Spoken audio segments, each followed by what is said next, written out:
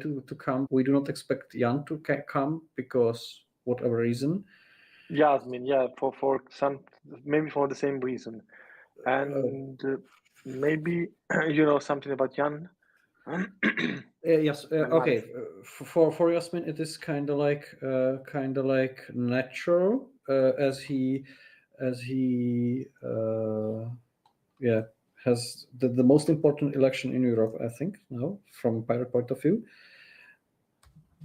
I will write to Hansa Maresch in the Czech Pirate Party, Zulip, if it works. But he seems not to be present. Maybe Facebook.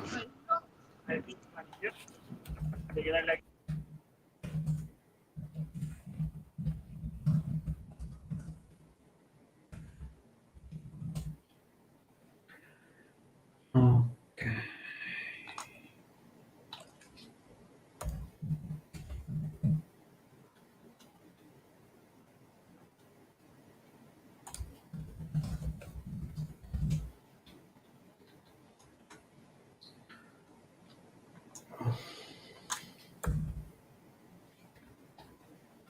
Maybe we should launch the stream on YouTube. Yes, I guess we can officially begin and hope that he will join if he would join and move forward, because I guess we have pretty packed agenda, so it's time to do so. So, is the stream on?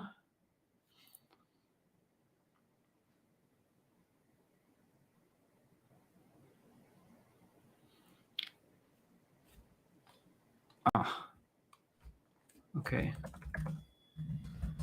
So he should join immediately. He expected that to have it later. Good. Okay, so I'm officially opening the meeting. It's 20:08 of Central European Summertime, and if there are no objections, I would do chairing for this meeting. As usual, we are seeking for a volunteer to do the minutes of this meeting. Is there a volunteer who would? I can do the meeting. Yeah. Okay. Sure. Also, I will add you. Wonderful. That's great. I believe we all of us were already presented. If I may ask, there is a guest with us together, so maybe if you could shortly introduce yourself as the rules of procedure require, Rudolf. Yes, of course. First of all, nice to meet you all. I'm Rodolphe. I'm part of the French Pirate Party.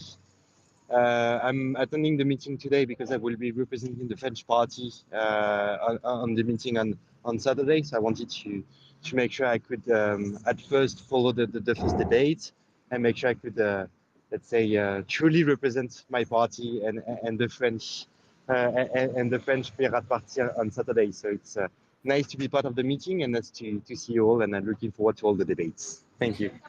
Thank you very much. Thank you for introducing. So we can go directly to the discussion about the agenda. There is a proposal of the agenda in the PET starting on the line 41. So please, if you have not seen the PET, the link is now again in the Jitsi chat, and I'm resending that also to the Mattermost board chat. So it should be available there.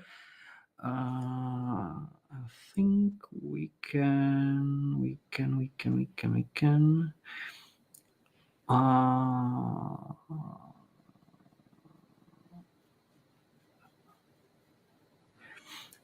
I would maybe add to the as a point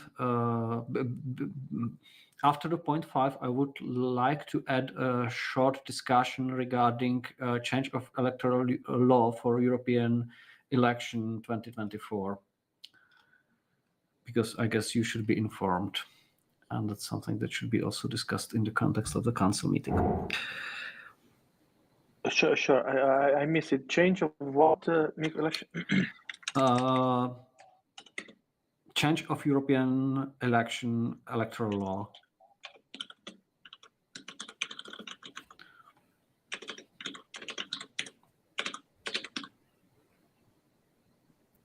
Super. Okay, so are there any other proposals how to adapt or improve or change the agenda?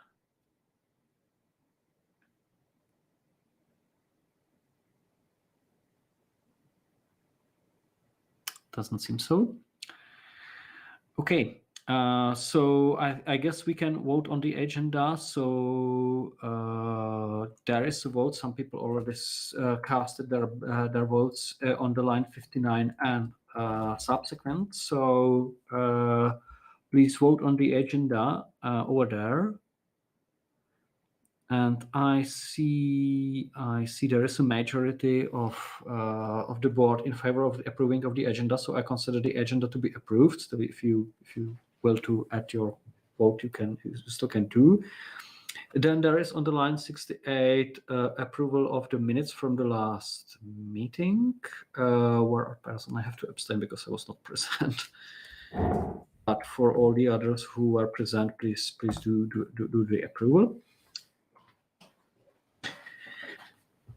And okay, and we should do probably the reports. Okay, we have not approved to have the reports today. Okay, so we will have no reports if we have not approved it. And we can go directly to the next council meeting organization, which is the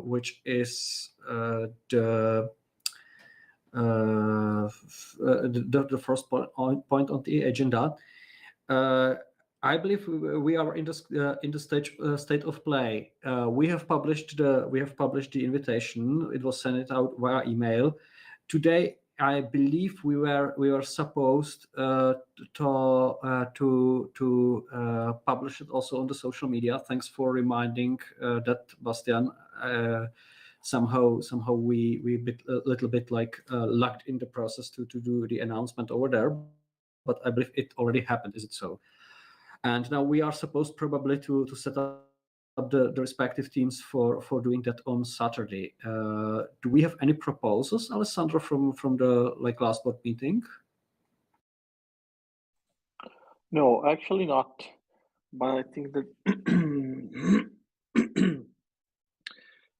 I think that for sure we can have just 1 day meeting, as I already wrote in the chat, because the agenda, even if you add something at the last minute, and we sent out, maybe that there are not so many items, and we can skip for sure Sunday, or even though we can propose the agenda on the council meeting itself, and on the members, and if they want to add something, because the agenda has to be approved the same day. So I think that if they need to add something anyway, the weekend is scheduled, but I don't think so. I don't think it would be the case.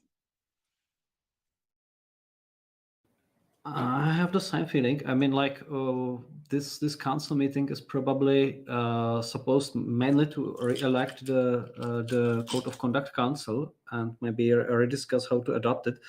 Unfortunately, I have the feeling we have not much progress since the last council meeting on this issue when it comes to the powers of the Code of Conduct Council. So that's something which is probably to be discussed as an agenda for improvement. Where I do see reason to meet with our members on this Saturday, because we will probably need sort of like a strategic discussion, and that's something I would love to introduce in the point 6 regarding the electoral law change. And so yeah, we just need to ensure that it happens by means of, we will have minute takers, we will have the streaming and so on. So do we have our favorite checklist, Bastian, for that purpose?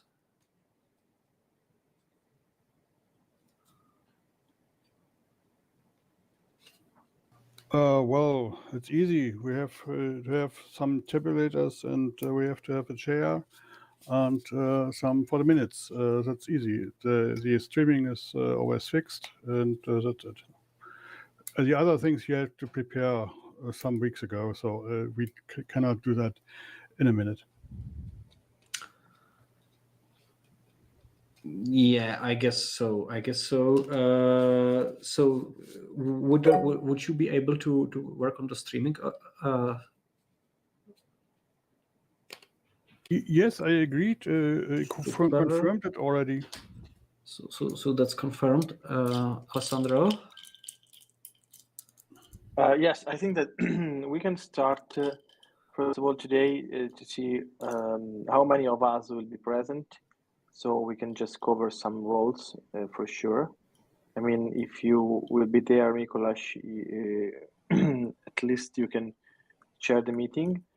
I will be there, so I can help with the minute takers or the secretary of the meeting. Bastian already told that he will be there, so he can cover the streaming. So because it's 7 hours, I mean, we can have maybe more minute takers, or we will not have Dario for sure. Yeah, I saw he wrote in he answered in the mailing list that he probably won't be there. This means that we will have to handle, if we have some vote, in another way, the standard way, as we already did several times. But I think we can handle. We don't have many elections, so probably we will have only one or a couple of votes. No, I'm not expecting something more, so we can handle even the day of the meeting, but that could be a problem, I think. I mean, we have to think about it if we have to, for instance, vote the new code of conduct re-election.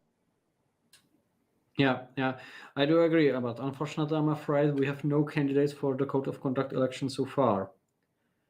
So this seems to be an issue, and probably would end up the code of conduct council election quite fast, should there be no change.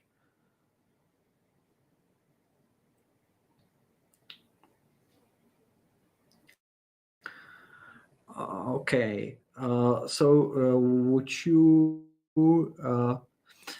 Okay, if you take care of the minutes, then probably I can take care for sure for the chairing.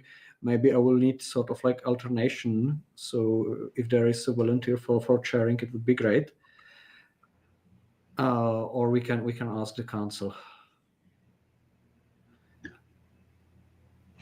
Well, I should be present for sure. So I was thinking more alternate with Alessandro with the minutes taken, because I think it's at least 2 people. Job. Thank you, Peter. That would be actually great. And also maybe we can do a call for volunteers for minute taking on the Mattermost if there would if we find someone over there who would be willing to participate. So yeah, I guess I can try to chair over the meeting, or try to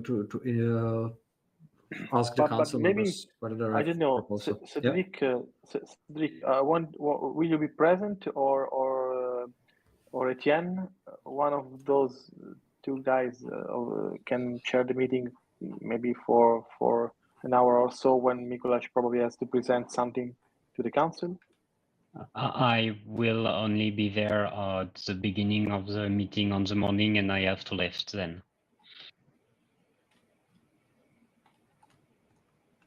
Okay, we will handle. Maybe when I can. Oh, sure, sorry. Oh, no. I am. How to say that? I speak only when I have the right to do so. Normally, there is nothing for me to not be there, so count on me.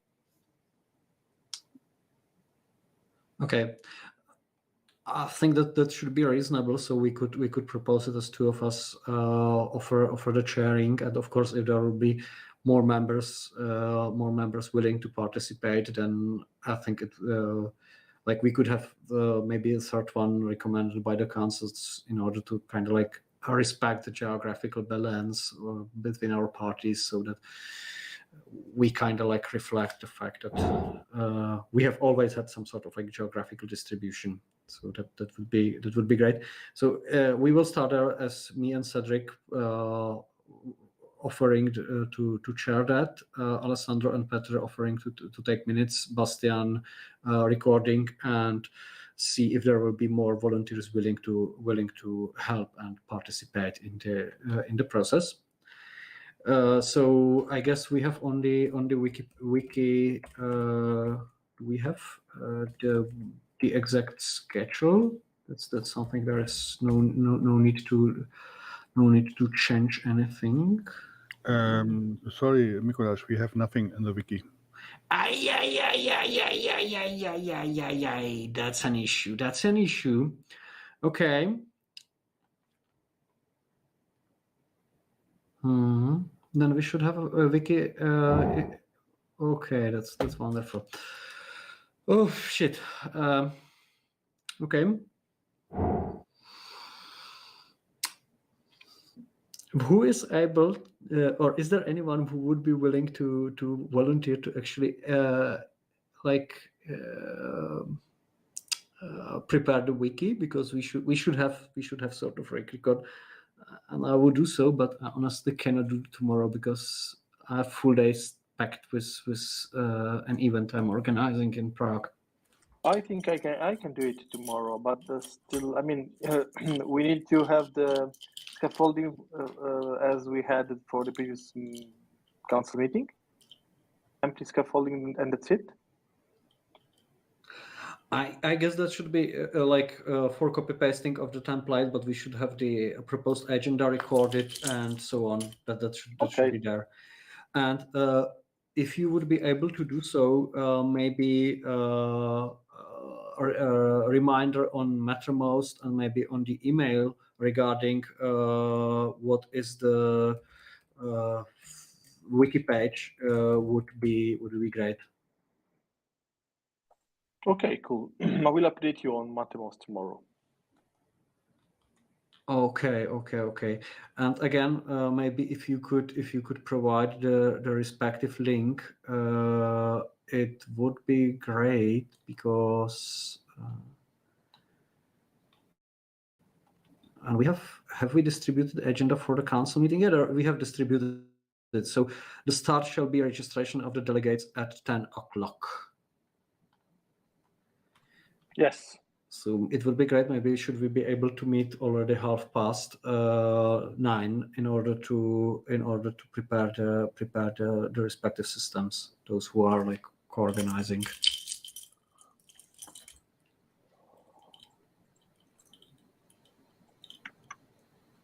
Okay, 9:30. Okay, so if you could work on the wiki, it would be actually great. But that's it. Is there anything more we should take care of?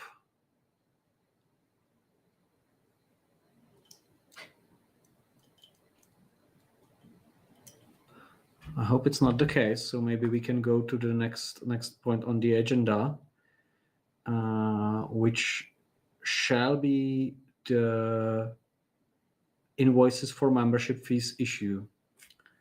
So what's the issue, if I may ask? Etienne?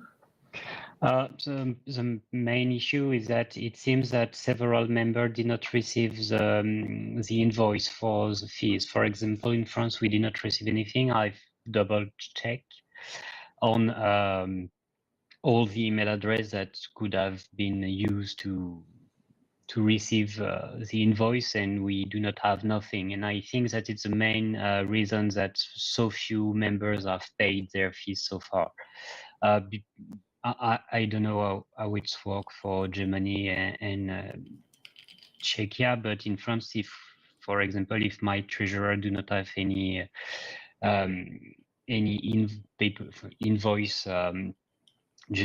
invoice, we can't make the payment, because we have to justify our payment for our accountability. I'm actually not sure whether it was paid for Czechia, but I do agree that this is a reasonable this is a reasonable thing. I mean, we need the invoices. Bastian, please speak. Yeah, thank you.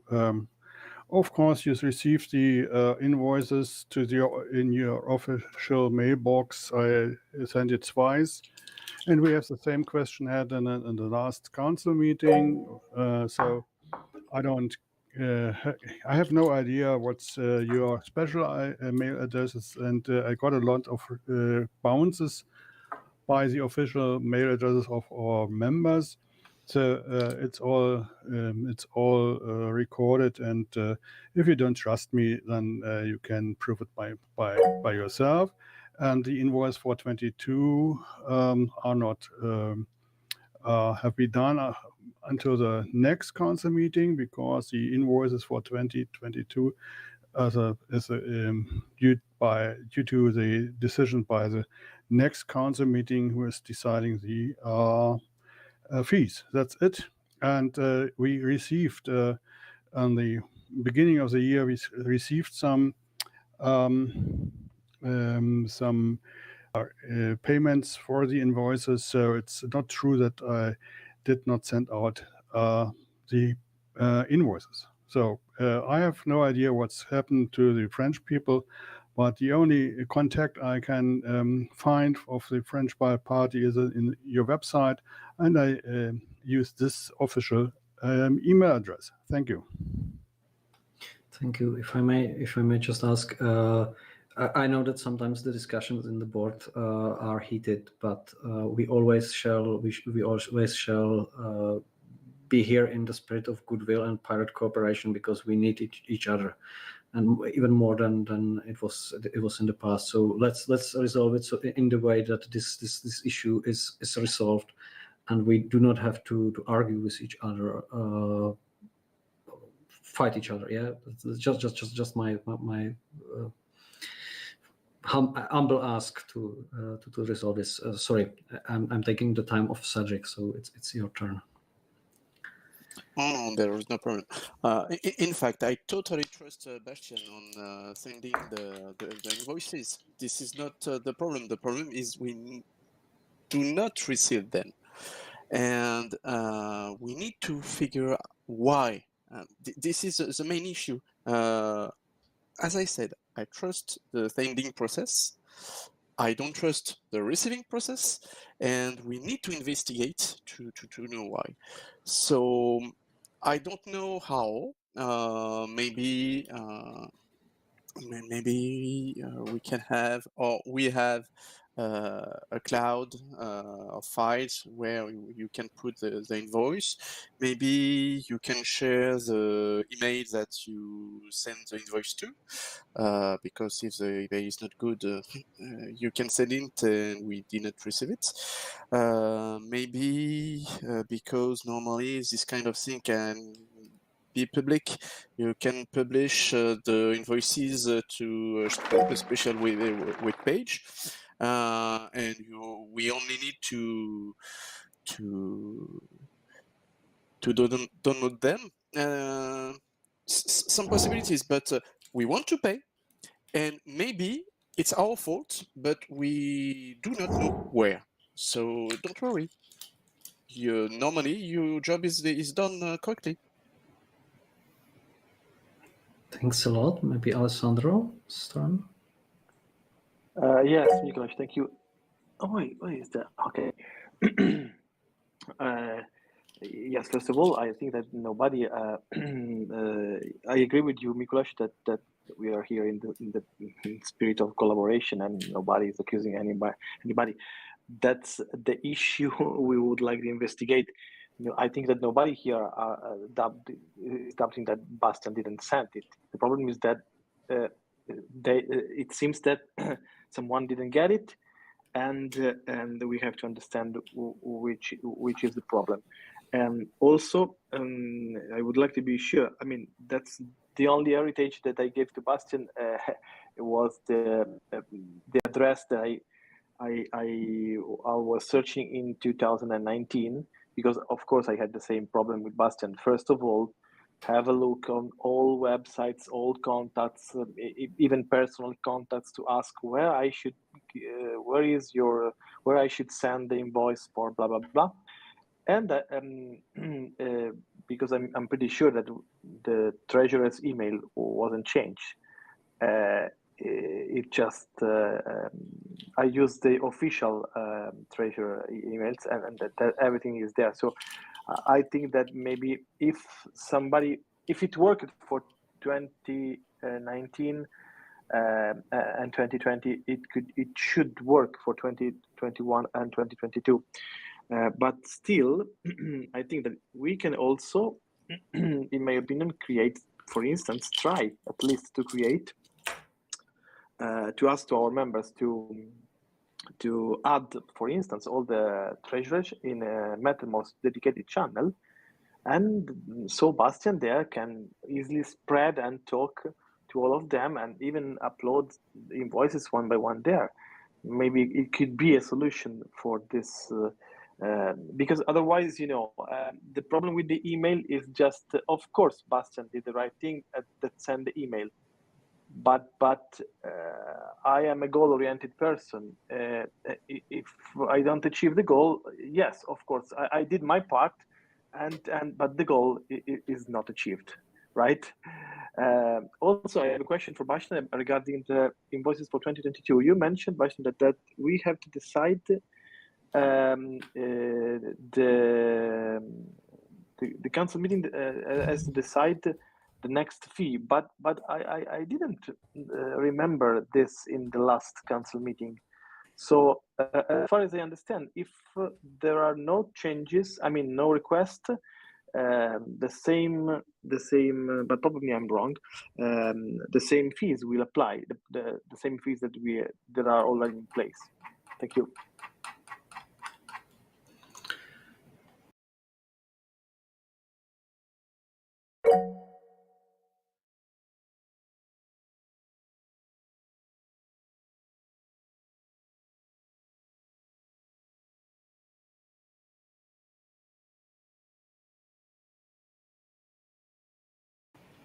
Bastian? Yeah, I'm really tired to being accused of not doing my job here every time since a board was re-elected. You can be sure I work here every day for this office. You erase the possibility to give our reports in the board meetings. I do it on other business, and I'm quite sure that I can count every minute I do it each day. Maybe we can count it together. Thank you.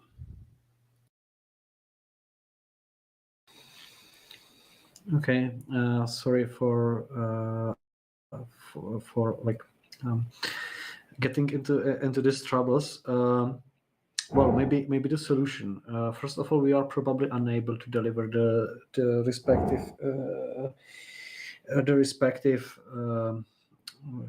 invoices to the member parties on time. So we will probably need to do traditional exercise of acknowledging that those who have not yet paid have the voting rights. That's probably something that has to happen at the beginning of the council meeting as usual. Secondly, we probably need to find a way how this what's wrong. Maybe the problem could be like that our email is or emails are being blocked by spam filters or whatsoever. That could happen. So maybe there is no need to really like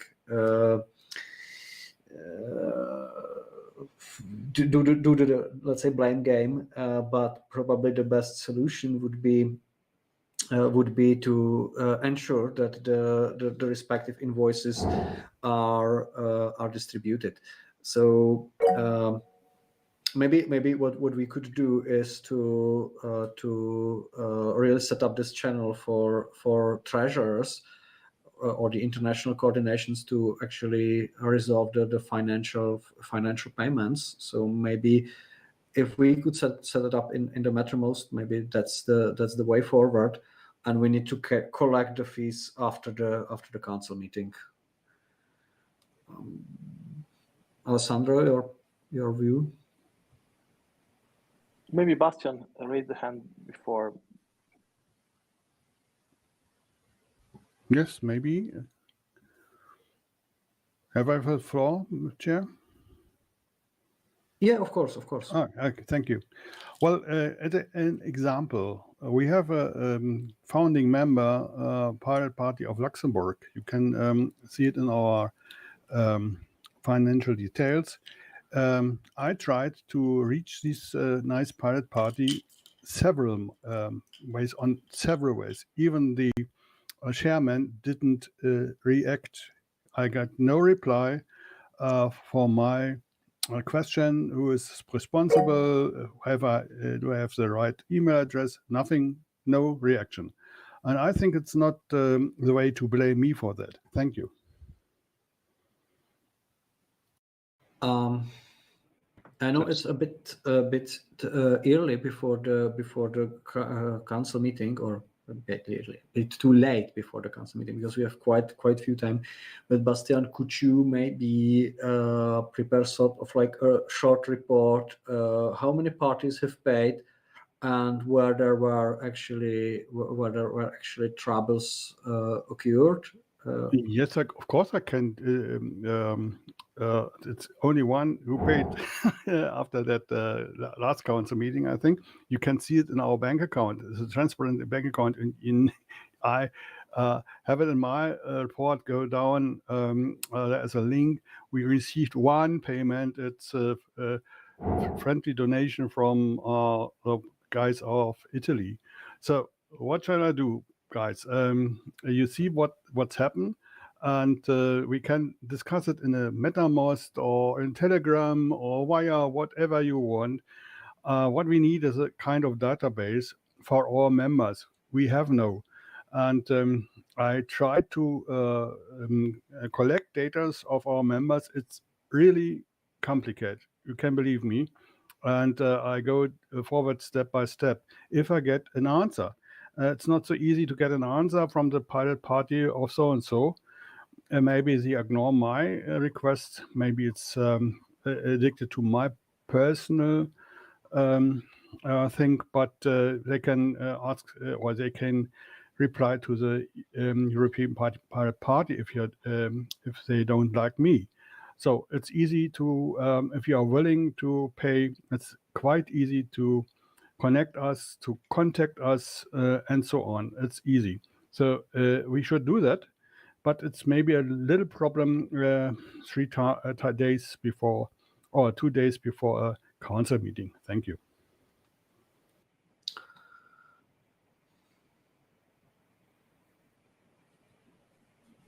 May I speak?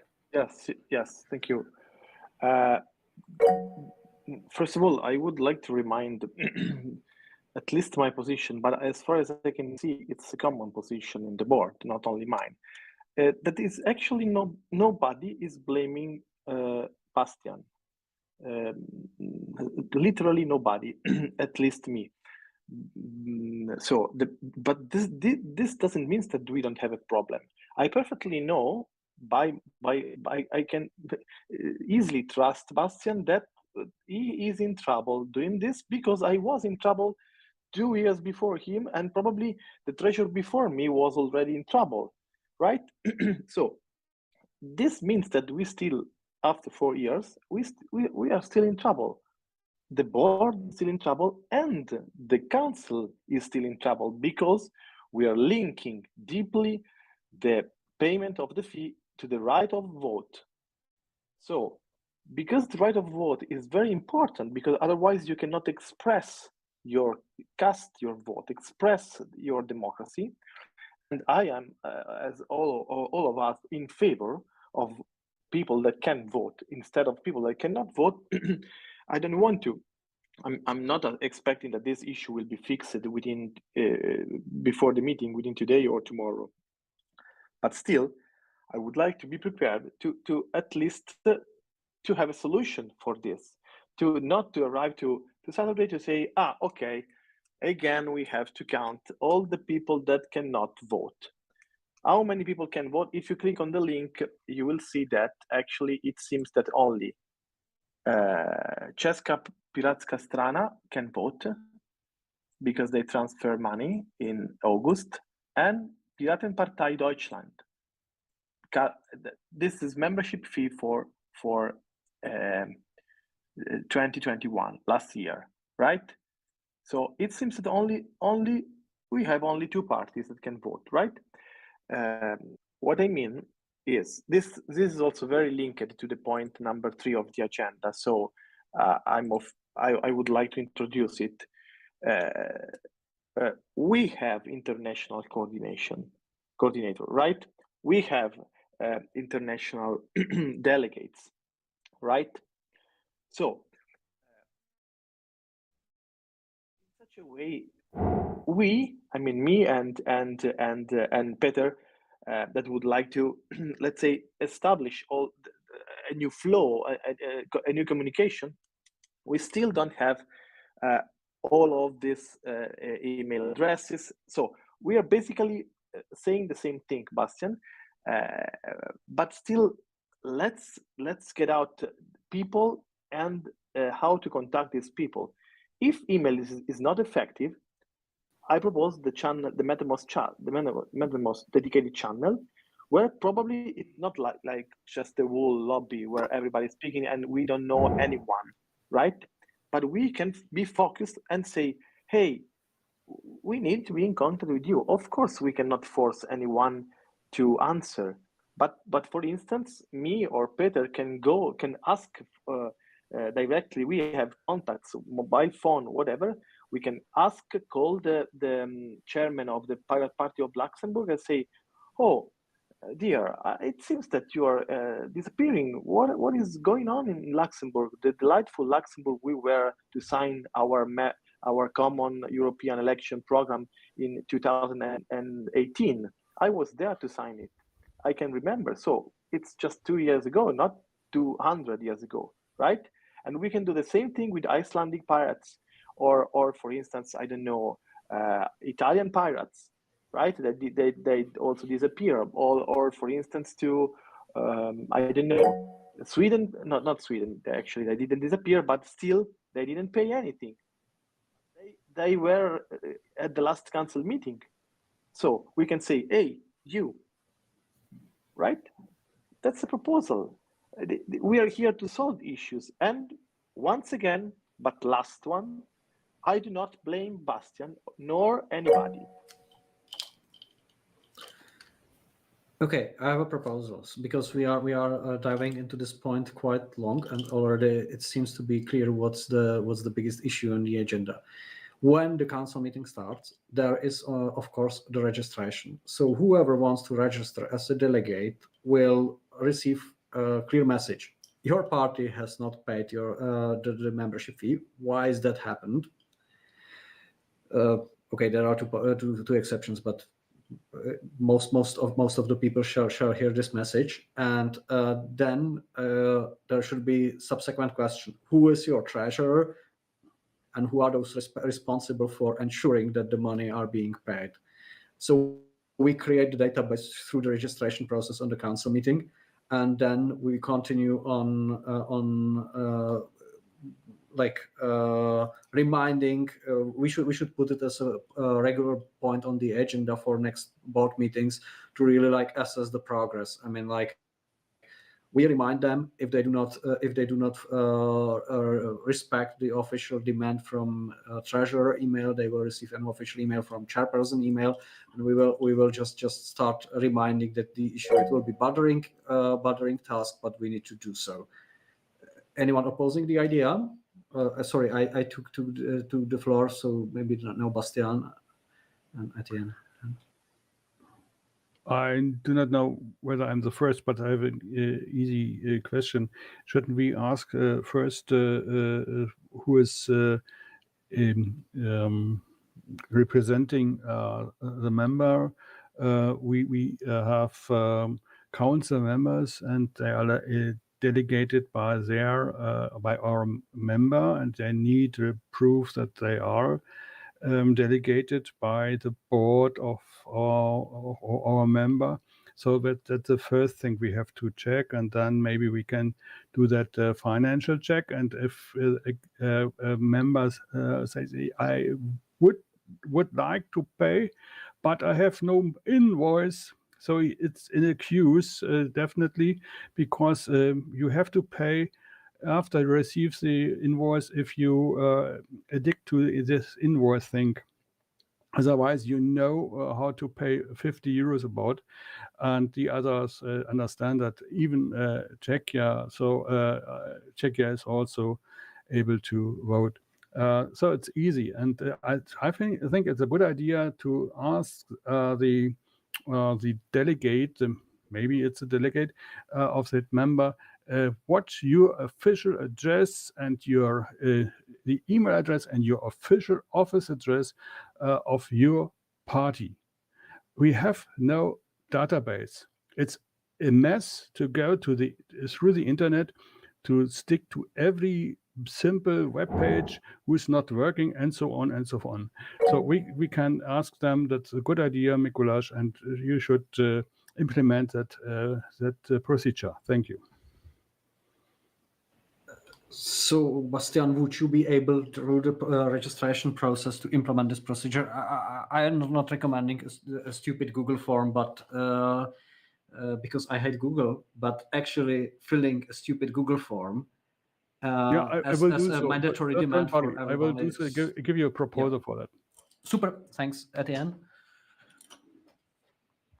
Yes, maybe what could be done for the next weekend is to prepare the invoice and once delegate is here and say, oh yes, we do not receive it, to send it to the delegates, the PDF file by private message or something like that. It could be a good way to share the information, and yes, we can proceed with official ways, but maybe like to do it like to give the information right at the time where we are speaking about it. It's the best way to is the best way to encourage people to pay, I think. Yep, absolutely. Cedric? Yeah. I totally agree that we need a real database about these kind of things. There is some discussion about statutes and so on, about the second chamber, and the management of the members is a real thing. We need to think about that because it's easy to. In my point of view, it's easy to change statutes. It's easy to ask for things to change, but if you don't have the background, the tools to do so, you can't. Somewhere you will fail. So yes, we need, in fact, to think the way our exchange, and maybe it's the third point of tonight, it's the fourth point of tonight, and maybe for the next and the next board meeting and so on. So maybe we can retrieve information during this council meeting, but we need to see far away our process about data management, member management, and so on. Okay, super. I believe we are finished with this point. So at the registration, there will be a nasty surprise for each of the council members, an invoice, and a discussion about what's your address. And we will surprise them and shock them so that next time we receive the money. And that's the plan for Saturday, and we can move further on to the mailing list issue, which is on the point 3 of the agenda. What's the mailing list issue? Peter, maybe you can explain it to Mikuláš. Well, the mailing list issue is that it actually does go a little bit along with the topic that we were just discussing it. At the very beginning of this board being elected, one of the agenda that I was trying to go is reach out to these parties that communicate and establish some more of an information back and forth flow, and maybe help them publish their information, get information updates about them, and create. My initial idea was to get back and forth more like regular updates, ask for the members, and maybe create a little bit more content for our media, social media, right? And through that, I thought I would also rehash the lists, try to get them more involved, check who is who changed, just reestablish communication between the membership, the member parties, and us. But for that, kind of needed a list, the email list that we have to have somewhere to start. Unfortunately, I wasn't lucky enough to get it yet. Like the email list that we use to contact people. So I thought then I can start one by one, contact them, and maybe that would also help with the membership fees, because then I would. I don't mind go and whoever is not answering, then check for emails, try to reestablish communication, find out the different ways how to contact them, and so on and so forth. But I have to have the email list that we currently use to be able to contact them. But unfortunately, that was not successful as for now. Bastian? Yeah, subscribing to an email list, it's very easy. Go into the wiki. There is a procedure under dashboard. You can look what email mailing lists are on our Simpa. Then you go to that special email list. You create your account, and you subscribe to the email list. That's really easy. It's 2 steps, I think. We have email lists who are not open for public access, and you cannot subscribe these lists, maybe the internal board list. And if you are feeling that you need access to these lists, you can easily write a mail to the support or to the board, whatever, and you get an access to that email list if you are allowed to. It's the same procedure as on every mailing list in the world. So it's just easy. And you get an overview of our mailing lists by one click. And I think the system works since 10 years here. We had an refurbished, I think, in 2017. And yeah, that's it. But it works. And if we have an EU Council member list, yeah, normally there are only council members on, but a lot of council members did not subscribe to the list, but I cannot force them. Even I do not know their personal email address, so I cannot write to them, hey, you have to subscribe to this list. They don't speak with us. That's another problem. But maybe the international coordination of our members can do that and can say to them, hey, please subscribe to the list to be informed in the future. But it's the best idea is to discuss it on a council meeting, that we have some things, some duties every member has to admit, then it makes it life easier. Thank you. If I may suggest, for the registration procedure that shall occur on Saturday, could we also remind, besides the invoice and so on, to every council member that they should subscribe to the main information mailing list of the PPEU? I mean, that should be part of the procedure. But now, Alessandro, your turn, then Peter, and then Cedric. Yeah, just a little thing. Maybe there is a misunderstanding. What Peter is asking is not just to subscribe the email, or because I was also in all the email, I can send messages to everybody that are in there. The thing is very easy. We have emails in that email in that mailing list. We are asking for all the emails one by one. except that GDPR's, let's assume that we are GDPR compliant, okay? For our communication purposes, we don't want to contact the whole list, to send a message to the list, but to send the message one by one, because maybe to the Pirate Party of Luxembourg, I would like to say something, to the French Pirate, something else, just to collect, to reestablish communication, right? So we need emails, not to subscribe mailing list. That was the easiest thing of the whole world. But someone has this email, right? I think that this is the issue. Okay, Peter.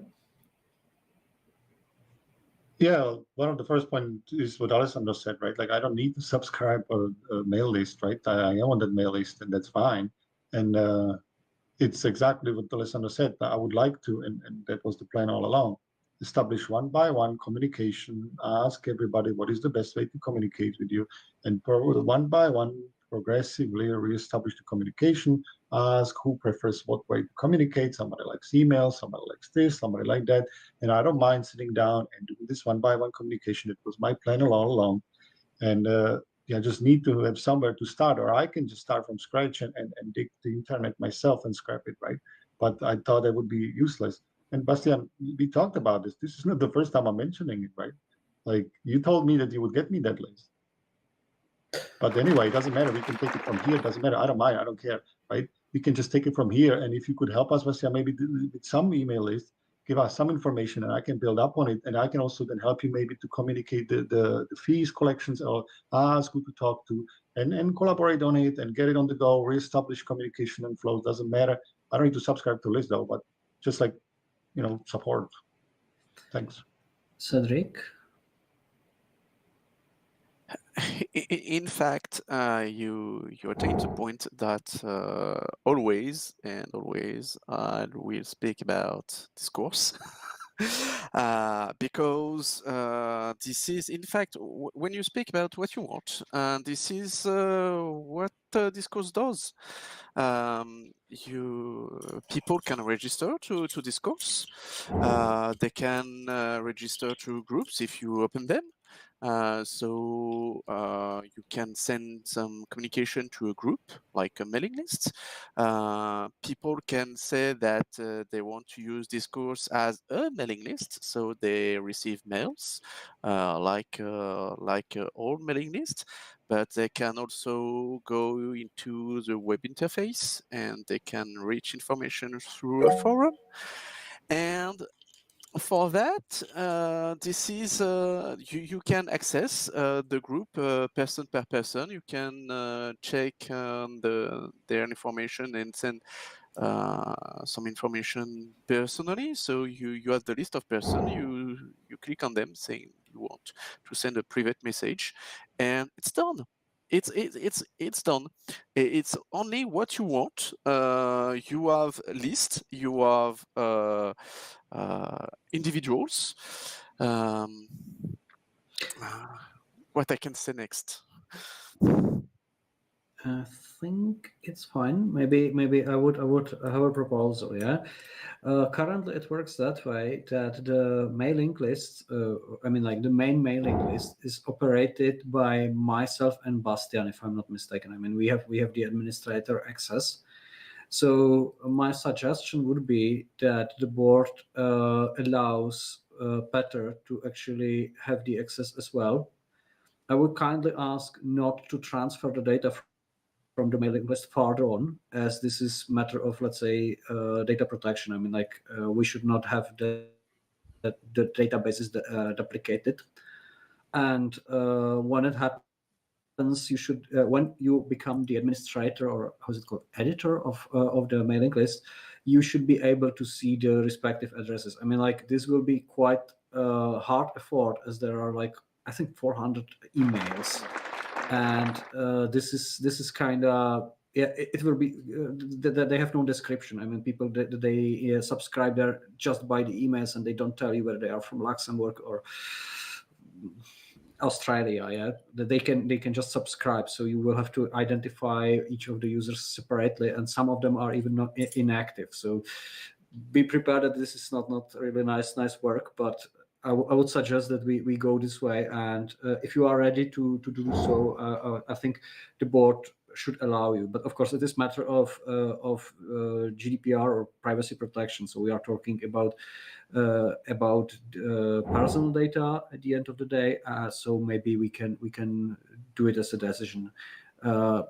Would that work? I mean, like I took the time from the speaking time from the others. So maybe Bastian or Alessandro after him want to react. Bastian, please. Yeah, I don't care who is allowed to access the mailing is not the database. That's a different thing. But we have about 30 mailing lists, and if you, Peter, want to have the access to 30 mailing lists, I don't care, but it's a lot of work. We have a title of that item here, or the agenda item, PPEU mailing list issue. It has nothing to do with discourse and it has nothing to do with MetaMost, but we have other tools. We need not a third, fourth, fifth tool. It depends on the usability. And you see, MetaMost has the same usability, nearly the same usability as Discourse. So everybody can go to MetaMost and have all the human guy needs. That's it. We do not need the first, the fifth, the second, sixth try to get our members into a conversation. I think it's a very good idea to get to the members. And I remember that Alessandro promised that he wants to do that in the early days of that year, to communicate to every member, even to travel to every member. That's a good idea. No doubt about that. But if we discuss about the mailing lists, yeah, it has nothing to do with our problem. The problem is on the other side. If nobody subscribe a mailing list, if nobody subscribe MetaMost, if nobody is reading MetaMost, so on, or Telegram or whatever, I know more than 20 social media tools, then we have a problem. We can try to get only one for all. That would be a miracle, but we can try. But what we need is, in fact, the communication basis to our members. And you invented MetaMost for some reason, and only a few use it. And even not the board 24/7, but it's a tool everybody knows, and it's working. Yeah, what I want to say is we can make the second, fifth, or whatever try.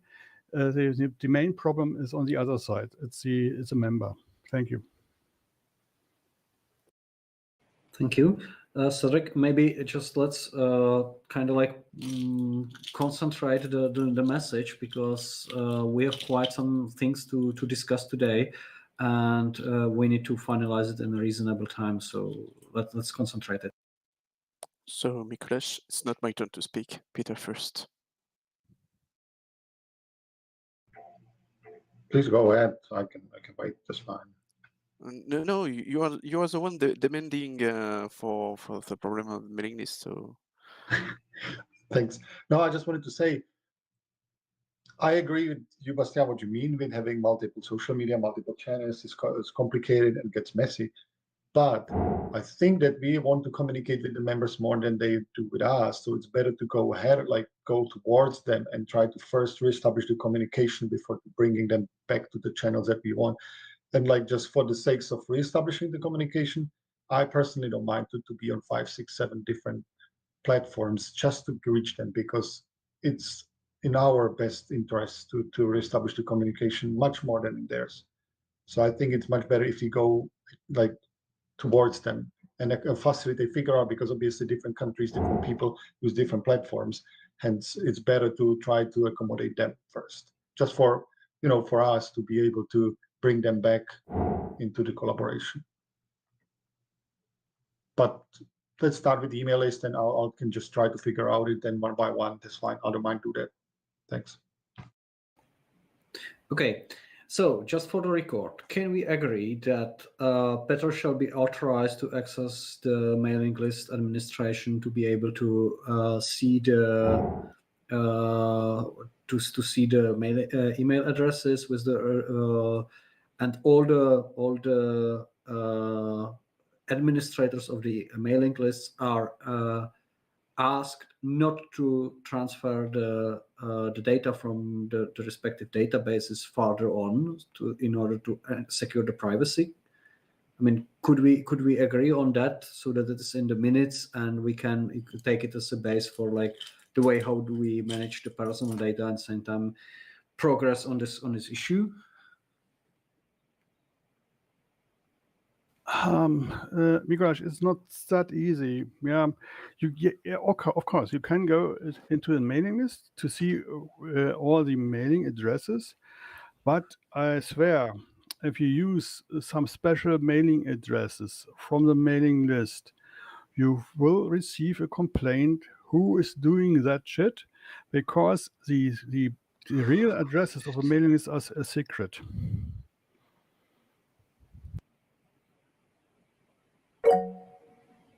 Mm-hmm. You mean not by technical means? Because I'm pretty sure I can see that. I can see the list. I mean, I can even like delete a person from that list. But you mean there is a restriction on the way how do we use the data from the mailing list? Correct. Oh shit. Okay.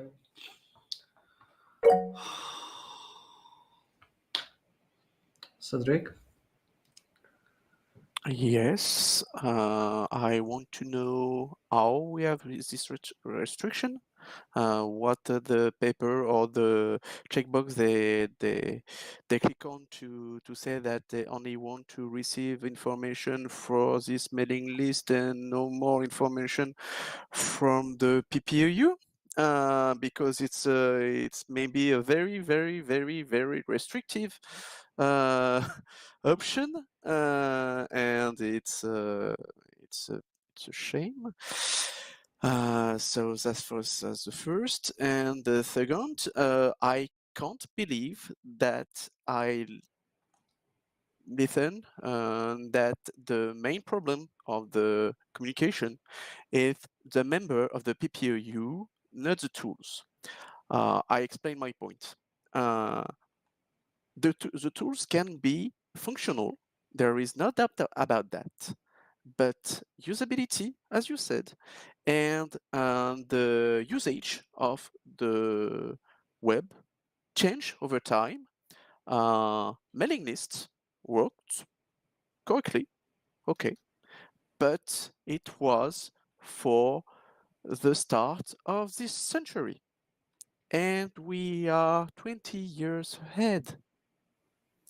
So maybe, a little maybe, we can speak sometime about tools, how people want to be reached, how they use the web, and don't say that the fault is on the member. Okay. Yeah, I agree with Alessandro that sometimes the discussion is a bit diverging from the topic. Petr, you are the next in line. I promise to bring it back home. If the topic is the one that I suggested originally, the issue per se is not this emailing and that emailing list or stuff like that. I don't mind. Like, I respect privacy. That's all fine. No problem with that. Maybe Sebastian then help me. Where can I start? On what list of communication, like ways of communicating people to reach out there? I don't care which emailing list it's there. I respect all of that. Maybe just propose me where can I start with. I'll take it from there, and that's fine. Well, I think you can start with every point, but maybe we can have a discussion, not this weekend, please. Maybe we can have a discussion what appropriate mailing list is sufficient for your work. we have a lot of, and I think you need not every access to every any access to every mailing list, but we have some central things, and yeah, I have no problem to give you the access. Don't understand me in the wrong way. It's a problem if there are maybe there are mailing addresses which are only used for reading and to see who is misusing that. And we shouldn't go into this trap. I think we get a lot of problems. Maybe I don't know whether we get some, but I learned that we are not in the last history, and that's the last century, and now it's open. And I can promise you, maybe it's a good idea to study the General Data Protection Regulation from 2016 and so on. They are valid at 2018. There is a lot of things in what we are able to do, what we never do, and what we should do or shouldn't do. So read this and then discuss again whether it's this something is better than a mailing list, or mailing list better than the other thing. What we have to do is to stick to the rules. That's my point of view. And the other things, Peter, we can do by short notice. I have a lot of things to do a day, but I think we will find a date that we can discuss it in a Mumble or whatever, or in Jitsi, whatever you like.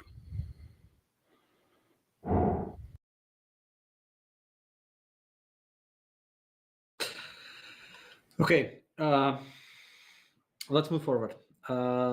First of all, we are probably not able to resolve it today because obviously we have talked that quite a lot, and there is no concrete proposal. So my suggestion would be let's create sort of like base for the database of like contacts during the registration on Saturday when the people will be arriving. We will ask them for contact details on the respective party and the officials, and we will provide them with the invoice.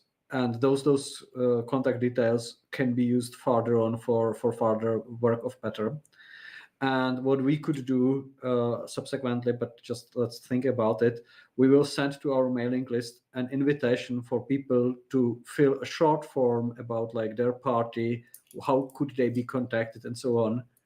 And this should provide us hopefully another source of data later on after the council to actually fill this database. And I think it should be secure because, yeah, I hope it should be secure. Does that sound reasonable for you? Yeah, it's a good idea for me. Super. Okay, so I would close this point of mailing list and go further to the discourse installation, which is the next point on the agenda. As you know, we were tasked by the council to actually install sort of like tool for asynchronous communication. There was a meeting of IT working group within the PPEU where basically like mainly Bastian and Cedric were presenting their ideas. I think as it was rightfully mentioned by Cedric, and we also checked meanwhile with Panda, who is our chief of IT within the European Parliament. A discourse could be fine solution for this tool, allowing members of the European Pirate Party to communicate asynchronously in, let's say, more organized way. So the suggestion would be to deploy that one. As it was rightfully mentioned by Bastian, that the current server we are paying for in order to run the Mattermost is really like comparing what we are talking about with the respect of costs and the resources we do receive, not really like super effective. So it should be reasonable for future to actually find another provider and do the migration over there. I mean, the Mattermost will have to be migrated anyway and upgraded. So that's something we can do all the time. So the idea what could happen is that we will rent a new server which will have bigger capacities, hopefully, and install there the Mattermost and or migrate there the Mattermost and deploy there a discourse for PPEU members as an asynchronous tool. What we have discussed separately with Panda, and I think it's a reasonable idea, that we should have also deployed there a key cloak for doing a single sign-on request in order to be able to, let's say, kind of like automatize the logging or identification into our IT systems in the future. So it should be directly like interlinked. Panda's proposal was that we should maybe try to split the servers, the server into, let's say, two smaller servers in order to ensure security, so that each of the app runs on different device and there is no such a risk of failure should one of them be compromised. So that those are basically the ideas that came so far from various members of the team, at least to me. And my suggestion would be that we as the board kind of like push forward a task to actually make it happen, and task Panda to do so, because he said that he is willing to volunteer in his free time on doing that. So that's where I'm at. Yeah, and I'm opening the discussion.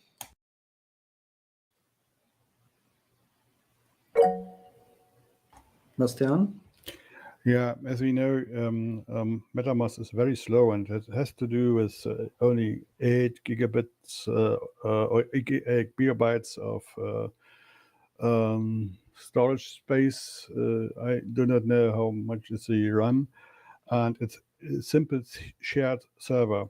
And for a simple shared server, it's extremely expensive. You got a same server with Hetzner for 3.4 euros a month, not for a lot of more. So first of the day is to decide whether we use that server in the future. Maybe should think about another system, and I think maybe it's not. I get no commission. Maybe it's a good idea to rent Hetzner Cloud for that. Maybe it's a good idea to do that in Czechia. I have no idea, but at the end of the day, we have to pay something. And yes, we should split it in two instances. MetaMask cannot be combined with discourse due to the GDPR. I agree with that, and so we should find a solution for that on short notice. But we have to do that after the council meeting. And we have to fulfill another obligations because I think it's not a provisional thing. That's not a test installation, as we told before.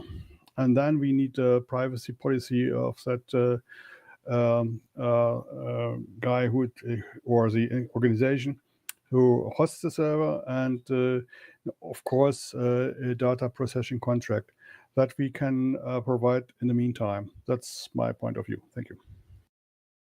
Cedric? Yes.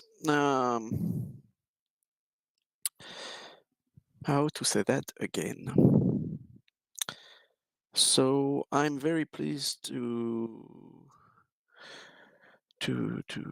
know that Mikuláš, you speak about it to your team, and they totally agree that discourse is a good tool for that we speak about, and also for the key cloak, because we search for this kind of things with our IT system also, making some single sign-on process. Hi, Flory. And for example, this is what Flory has for in 3 years ago. So this is totally understandable. But my point here, because this is me asking for this point, is we had a discussion about what the good tool could be. We agree about maybe we can try discourse. Next, we ask, can we have a discourse for testing? The discussion was, I need a motion about that. We made a motion. And no, there is no discourse to test. We can't provide a discourse to test to the council meeting in 2 days. I'm very sad for that, because this was one of the main points to have it. So now there is another discussion about what we need to do to have a discourse for testing or no. I'm very, very. I won't say upset, because I'm not upset. I'm not disappointed, because I'm waiting for this kind of discussion. But what we need to have, what we need to achieve to have the discourse, the council want. What for testing purposes, not for production, just to show this is the tool that maybe we can use later when we have our servers and so on. This is not for production purposes. We need your feedback. But no, there is no possibilities to do so. I don't know why. I don't understand. I don't. No, really, I don't. Okay, then I have to apologize, because maybe I have misunderstood the latest decision. But my understanding was that we are not going for test instance, but we are going directly for production server. And now I'm talking really about the production server. And maybe I'm just too much hurrying up. That's definitely possible. And if it's the case, then and we do prefer to have actually a first testing instance and then decide for production, then that's fine. But my understanding was that we are already talking about a production server. So if it's so, Cedric. Yes, as I said, I'm fine with the answer about the production server and the discussion, because we need to speak about that for financial and technical stuff. So this is a good discussion, and I'm not upset with that. But you abstain about the previous minutes, so I can totally understand. But in the previous meeting, we speak about the test server. We all agree with the present that we need the test server. We are few, but we were. And that's only what I want, because I want that our users agree that's what we want before going to production. So no, we don't vote about production timeline. We vote about testing timeline. And there is no test. And again, not your fault, Mikuláš. It's actually my fault, because I should have been reading the minutes from the last board where I was not present and take it into account. Yeah, my fault. Sorry. I should have a thread, and I should have ensured that it is executed. So, but again, I mean, like the proposal is very same. We are talking about deploying a discourse, so it should not be rather considered as a production instance, but rather as a test instance so far. Is it a preferred solution for the board? Alessandro and Cedric, sorry. Yeah, I was saying the thing is, if we want to ramp up Discourse instance, we can do it in minutes, just a testing instance. The thing is, we have to think about after that how we want to purpose even before Saturday.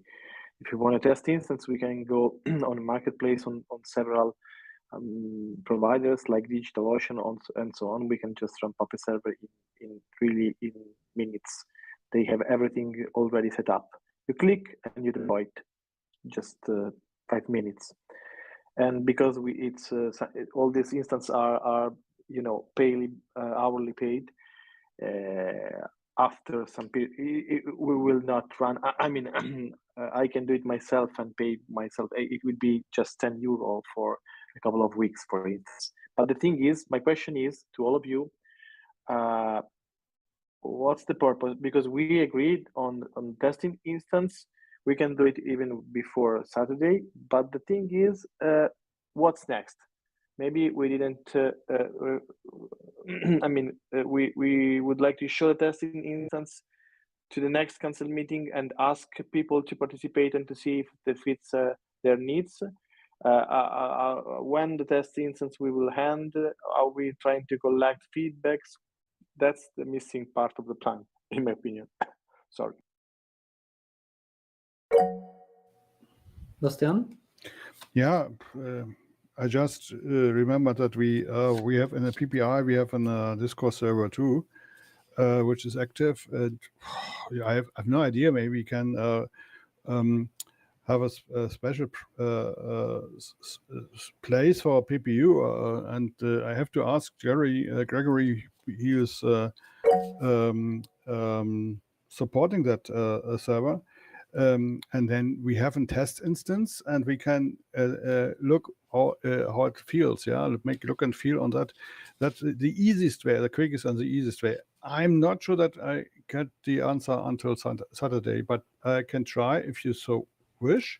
Otherwise, we have nothing to present. But I think it's a good idea to have something to present to see is it good or not, and that we should do with our members, not theoretically. So if you want, I will ask them that the PPI if we can use it for our purposes for a short time, and then we can we have a look at and feel how it works. That's my proposal to solve that problem until Saturday. Cedric? From my point of view, we won't use PPI Discourse for test purposes because this is a production tool. You don't have we are not here to rampage on production tools for test purposes.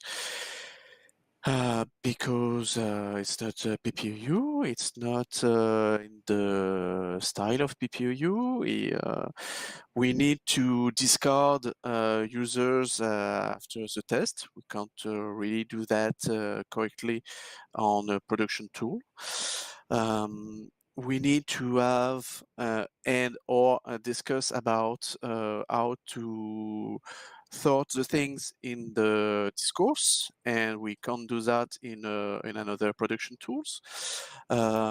We try, for example, to have a PPEU discussion category in our discourse, and it's available, and some people speak in it, but it's not in the PPEU area, server name and so on. So no, we are not here to do these kind of things. For me, it's better to have nothing to present than to rampage on other services. I can understand that it's not possible to install it in 2 days because it's not what I want. And I totally understand the time to install some tools. But no, I can't agree with this solution.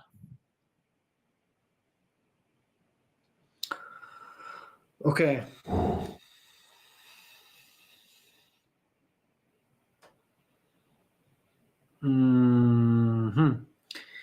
So we are seems to be we are unable to provide the test instance fast enough, and we are supposed to provide a test instance on our own device later on.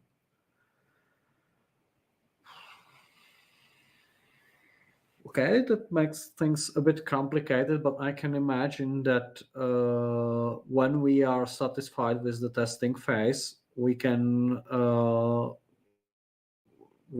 actually remove the testing instance from the server and deploy the production one. Does it make sense?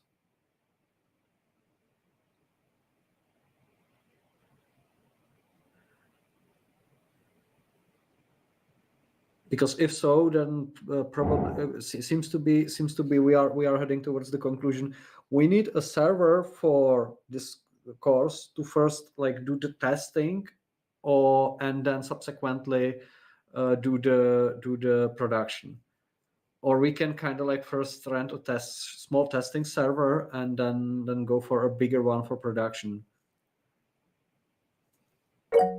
Cedric? I don't know if I win with Alessandro. From my point of view, we will have a test server, and with the test server, we will make some user experience, and we will make some administration experience. We will sort things with categories, how we can reach people with it, and we can save the configuration of the server, and we can put it again into the production one. So there is normally no problem to do that, and we can gain some experience with the test server. It's not only we have it, we test it in 2 minutes, it's working, and go production. This is not my point of view. But yes, after we've tested, we invite some users to test, they have some feedback, we can go into production. It makes sense. But yes, if you need sometimes to think about the servers, the size of servers, the construction of them, and so on, we have time during this process. But test production, for me, it's okay. Okay, Alessandro. Yeah, I don't want to make it. I would like to make it quick. The thing is, scope has to be declared very, very carefully first, because when we ramp up Mattermost, we just prepared the production environment. We had no test, and people who went there, registered there. I can't remember if there were a link about privacy and policies and what so on, and whatever. But it was very, very clear that it wasn't a test.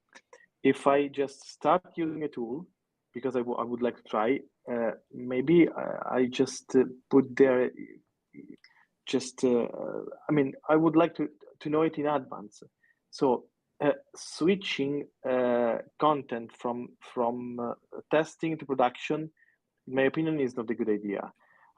I would destroy everything and switch to production, and also because we have to think about the goal of this of all of this. Yeah, it would be yeah, we can do this, and we can do this for sure, but we have to do it in advance, not just on the fly, right? That's my point of view. It's just Okay, Cedric. I totally agree. We need to advertise, and we need to choose the people to the test, because we do not want to be open bar and saying that this is the production instance. We will put a real disclaimer with great letters, big letters saying that this is a test instance. We will erase the data. We need your feedback. That's all. But yes, we need to construct the test. We want that the people are sure that they are testing and not producing. And we can advertise for that. We will do anything to advertise people.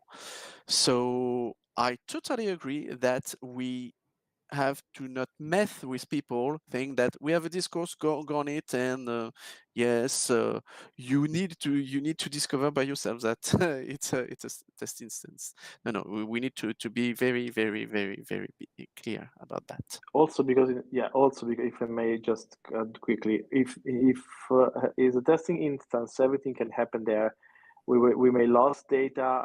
We should give no warranties to anybody, right? It's just a testing production, no warranties. Everything can be down in a minute. That's why, in my opinion, it's not a good idea to just prepare everything to save time. So we just need to ramp up a server. We can do it into 5 minutes and open it. If we need to attach a European party.eu DNS, we can do it easily because I guess we are managing this. It's not a big issue, in my opinion. We can also try to do it, but still, I'm open to every solution. I think we actually have a solution. I mean, like this is sort of a plan. I mean, like the only thing which I think should be clarified, and or that we are actually agreed on that, is do we really want to actually buy the respective servers? I mean, like we will have to migrate the Mattermost anyway. That's supposed to happen. So the idea would be to find a better hosting, as Bastian recommended originally, and all the proposals are welcome. And through the process, we will effectively try to keep the costs at the same level for the equipment. We just will try to buy better or take better offer so that it fits for purpose of both Mattermost and the discourse being run ideally on separate virtual machines. Does it make sense? Cedric?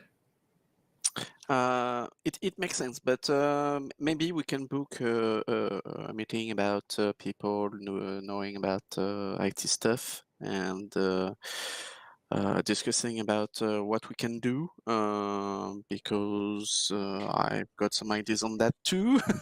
So like we discussed about discourse, maybe we can do the same kind of meeting, not tonight. But for sure, what we need from the board tonight is to approve, let's say, spending for buying that respective servers. Not tonight. In my point of view, not tonight. Not necessarily. The only problem will be that if we do not approve the spending for buying a server, we have no server for doing the stuff, which means we can't do the test instance, which means everything goes like prolonged. Alessandro? Yeah, but sorry, Miklos, but don't we have a budget for IT already approved last council meeting? Yeah, that's the budget approved by the council, but the board has to decide about the spending, and that's what we actually have to do tonight. Otherwise, it will be prolonged. That's why I'm pushing that. Yeah. I think that if we have budget for, enough budget for every solution, I think we are not in hurry. I second the Cedric ideas just to prepare a technical plan, maybe some technical. For the testing solution, I see no problem because test server costs almost nothing, peanuts. So we don't need to. I mean, we can say that if we want to set up a single server, a single test instance for a discourse, I think that we can easily drag some peanuts from the budget because they are really peanuts, and then we will destroy it, and then we have time to prepare the solution for both servers, only one large servers, whatever the technical team will decide. In my opinion, could fit. And they will report what I'm expecting. I already told this. What I'm expecting to the technical team is that they're going to discuss the better options and then say, that's great. This option costs this one. This is pros and cons. This option costs this one, pros and cons. All the options are compatible with the budget spendings. Now it's up to the board to vote. But vote today is vote for nothing. Not really. Could you please table this like proposal to actually pay these peanuts from the budget? I mean, like sure. it shall happen. Or sure. I mean, like I can always like pay it from my own pocket. But I mean, like so far, the biggest question we had was who is supposed on the invoice for the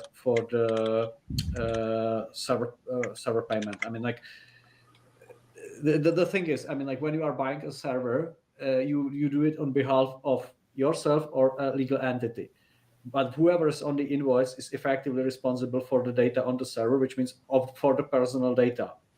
Yeah, should there be some?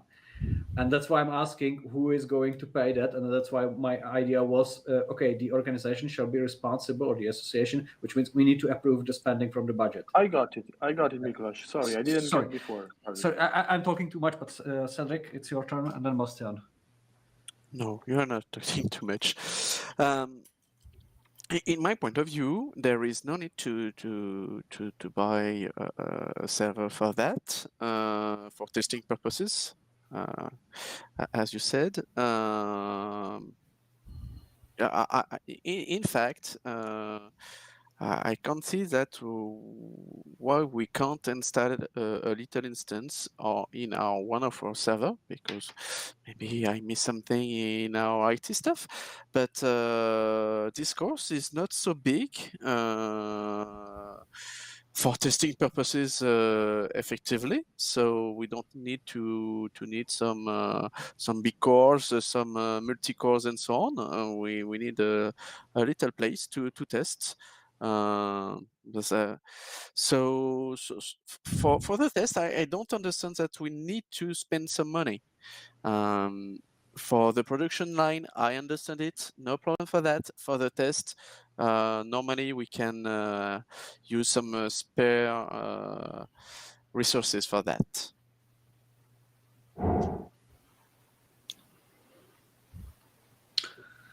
Okay. Yeah, as said, problem is not the money, problem is the responsibility. But if we do prefer to use actually the existing Mattermost server, I believe it should not pose a major security threat, so I'm fine with that solution. Anyone objecting that? Yes. Okay. Yes, I can tell you. Oh, why? Yeah, I can tell you why. Because you have to go on the console. You have to log in as a real administrator, and you can share the shared server again. But I make you a proposal for that to solve your problem. If you want, I can install a server tomorrow with Bullseye, the Debian Bullseye, Debian 11, and then I give it to the administrator who wants to have the administration rights, and I can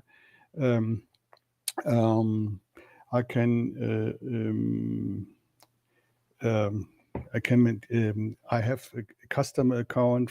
I have a hosting account for customers, and I can list as a customer. So then it's very clear that the party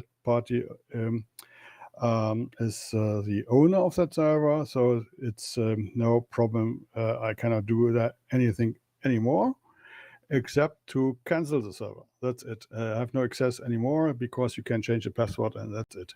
So that I can offer, that you have tomorrow a wonderful, clean Bullseye, and you can do your work if you so want. or if you so wish, it's up to you. Thank you.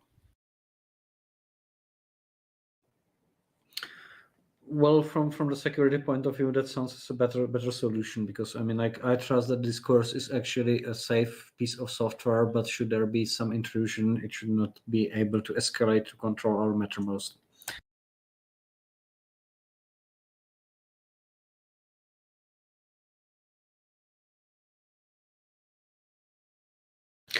So, would that be plan approved that Bastian would provide small testing server for the European Pirate Party? We do run the test instance and ask our members to actually test it, collect the feedback, and then decide within the IT working group on the final solution on how should we move our systems further on. Yep.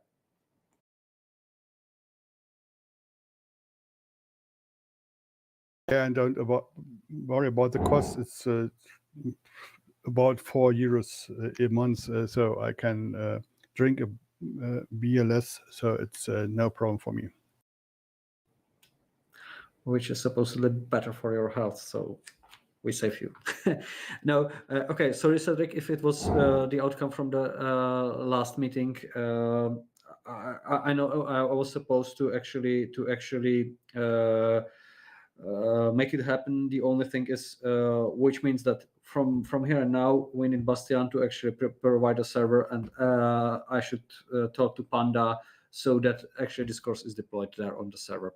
So that was supposed to happen and did not happen. So I'm sorry for prolonging that, but I believe we have the clear path to move forward. So this course is decided, and we are to the point 5, which is rules of procedure reviewing process. I'm not sure who included to the agenda. So what's the proposal, or who wants to describe that? The point 5.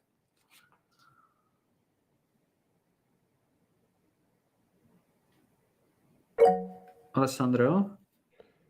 Yes, this is a point that I actually included into the agenda, because last board meeting we had a long and very interesting discussion. Maybe someone of you remember it. Maybe you, Anna Flori isn't here anymore, or she is. No, she's not.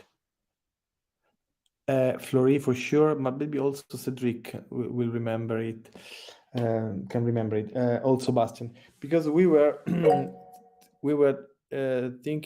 talking about vote, asynchronous vote tomorrow, say it today, vote it within 48 hours. And Bastian at some point pointing out that we have rules of procedure and there is nothing about it. So we would like to, let's say, start the process of change it. And that's it. Sorry? We have rules of procedure, but because we said at the first board meeting we will use the former rules of procedure, but maybe we can make some addition to that, can make some amendments. I have no problem with that. The discussion was about the postal votes, and I think it's a good idea to have a board meeting with the sufficient agenda before board meeting, and if there are any decisions needed, you can vote prior to that board meeting, and then we have some postal votes and some votes from the present people, and that's a fact we do since say 8 or 9 years in the PPI. We did it before in the PPEU board. Maybe somebody forgot it, and so I think it's already fixed. If we have a board meeting who is not able to decide anything anymore, it makes no sense to have board meetings. If we have to wait, let's say 2 weeks, after that board meeting, if somebody will vote for that motion, and then we have a result, it's not practical. So do it prior to that board meeting. That's a good idea for the future, and that's already in the rules of procedure. So we can discuss that, but it's already fixed, I think. Thank you. Okay, Cedric. Yes, it's very difficult. Again, we all agree at the start of this new session of meetings that the rule of procedure can be changed all the times, and with the previous meetings and the previous one again, we have discussion about taking decision. Some about this is not the board to take this one. This is a council one, for example, for the Ukraine subjects. Again, the last one, we have some discussion about the next council meeting agenda. We were not all there. We discuss about the presence and advice of other peoples like Etienne, Mikulash, for example. And I was one of the people that said that we can have some time to attend about your expression and have a final go 2 days later after the board meeting. 2 days later is not 2 or 3 weeks. We have some windows. And for that, yes, asynchronous vote is sometimes needed to take decision because it's always the same. We have some points, and we speak about the points during our meetings. And yes, sometimes at the end of the discussion, we need to take some decision. Not everybody is there, not everybody take part of the discussion, and sometimes yes, 2 or 3 weeks is far ahead. We can't spend some time to take the decision, and maybe we don't want to take the decision right away. So this is all the discussion about the rules of procedure, how we can, and this is one of the things we need to discuss about technical stuff, about vote and synchronous vote and so on. So yes, we had rules of procedures. For some people, it seems that it's okay, but for others, it's not. And that was the purpose of the discussion tonight. So it's not a resume, but that's it. I see the point. Well, actually, the discussion is about whether we should have anything like sort of like parallel vote.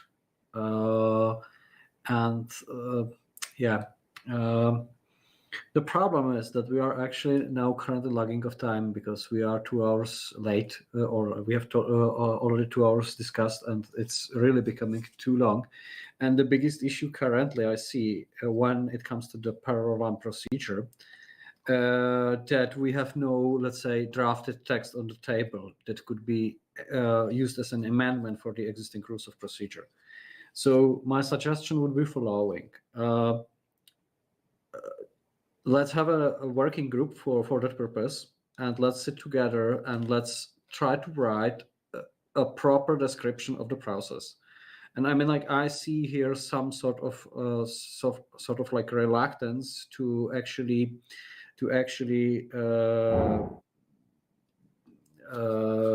include that, and I can understand. I mean, like, we had a lot of discussions about it, and I see certain danger that just like moving completely like parallel results into non-meeting, which like ceases the activity of the group. So it has to be sort of like balanced. But I think to find the right balance and to prepare the rules for that solution is probably up to the working group, so that we have clearly like a piece of text we can vote on within the board, whether we amend our procedures and whether we amend rules of procedure for the board, and of course rules of procedure for the council. So my suggestion would be, let's call a working group after this meeting and prepare it properly.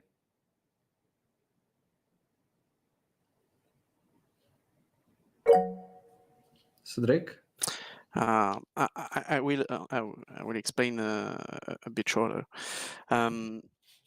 We don't want to avoid board meetings because it's a board meeting that at the end of the discussion we put some motion to vote.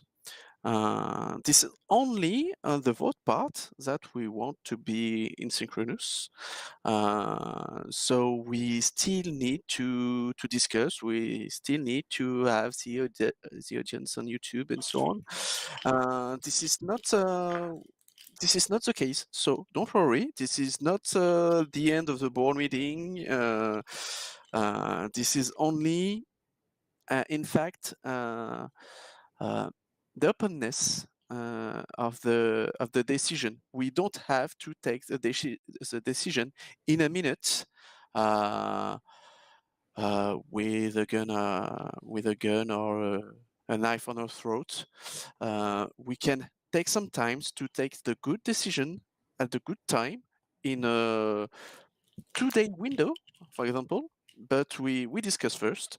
We take decision 2 days on 2 days.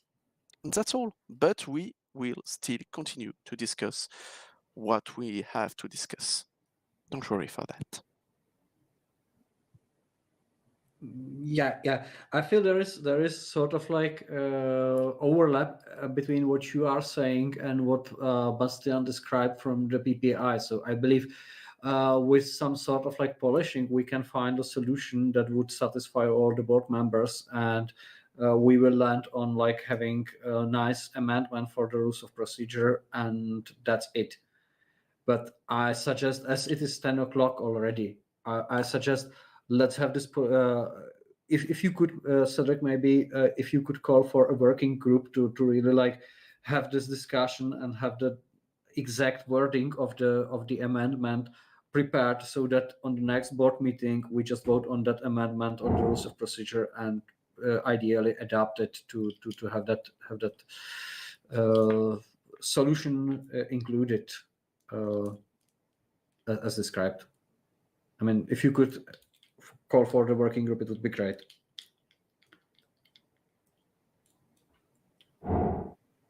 Super.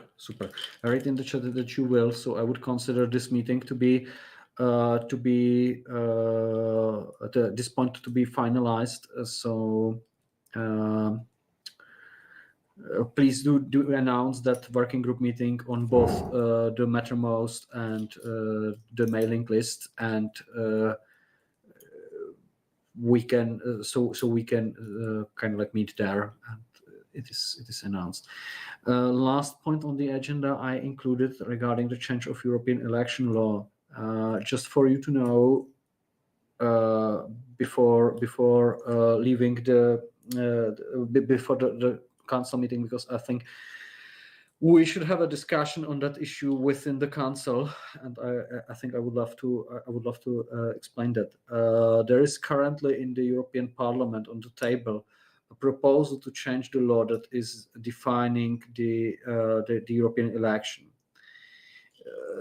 This is just a proposal. It will be voted in May, and later on it will be passed to the Council of the European Union, which will have to do the final conclusion. So it's not yet like fully finalized, but there are some big changes. One of the big changes are so-called transnationalists. So effectively, the idea is that there should be 28 seats allocated across Europe for a common candidate list of a pan-European political party, which means, just for you to understand, there would be 28 names from different countries of pirates, and each of them will be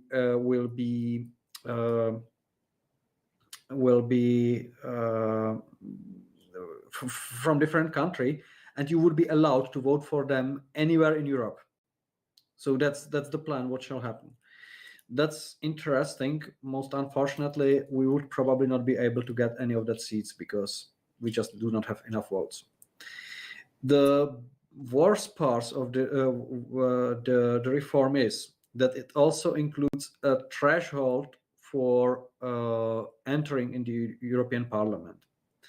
It is supposed to work that way that in constituencies having more than 60 seats, which is in this case Germany and Spain, there should be introduced mandatory threshold of 3.5%, which, as you probably count, would mean that we would lose our seat from Germany should that be implemented. Again, it's proposal, it can change, but should it be adopted, it is very harmful proposal. Fortunately, there should be an exception, so you can circumvent this idea of threshold should you fulfill certain conditions. And those conditions are supposed to be to run a pan-European movement, at least in 7 countries, which we should hopefully meet. And the second condition is to receive at least 1 million of votes all across Europe. I can only tell you that in the last European election, we received 870,000 votes. So we would have to increase. And according to my calculations, we are going to lose comparing to the last European election. So shouldn't we find a solution? We are facing the situation, or we could face the situation that we could be cut off our seat from Germany just because of the administrative purpose. This is a reform which is being pushed by the big parties, and knowingly they do it in order to eat out the smaller parties like we are. And I think what we need to do is sort of like a discussion about how to avoid it, because this gives us into fully new situation. So that's from me, and I would like to discuss that with the council as well on Saturday. So I thought you as the board members should know in before. So now I'm opening the discussion if anyone wants to comment on that.